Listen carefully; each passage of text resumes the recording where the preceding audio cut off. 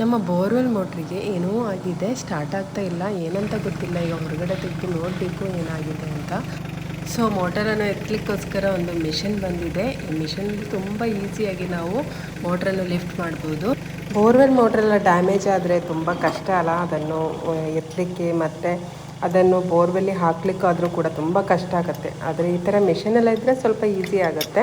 ಒಳ್ಳೆ ಹೊಡೆತಾನೆ ಸಿಕ್ಕಿದೆ ನಮಗೆ, ಯಾಕಂದರೆ ಇದು ನಮ್ಮ ಪ್ಯಾಷನ್ ಫ್ರೂಟ್ ತೋಟದಲ್ಲಿರುವಂಥ ಬೋರ್ವೆಲ್ ಮೋಟರ್ ಹಾಳಾಗಿರುವಂಥದ್ದು. ಮೋಟರಿಗೆ ಏನಾಗಿದೆ ಅಂತ ಗೊತ್ತಿಲ್ಲ, ಎತ್ತಿ ನೋಡಬೇಕು ಏನಾಗಿದೆ ಅಂತ. ಆಮೇಲೆ ಅದನ್ನು ಸರಿ ಮಾಡಿ ಮತ್ತೆ ಅದನ್ನು ಬೋರ್ವೆಲ್ಲಿಗೆ ಇಳಿಸಿ ಮೋಟ್ರ್ ಆನ್ ಮಾಡೋ ತನಕ ನಮ್ಮ ಪ್ಯಾಷನ್ ಫ್ರೂಟಿಗೆ ನೀರು ಕೊಡಲಿಕ್ಕೂ ಆಗಲ್ಲ.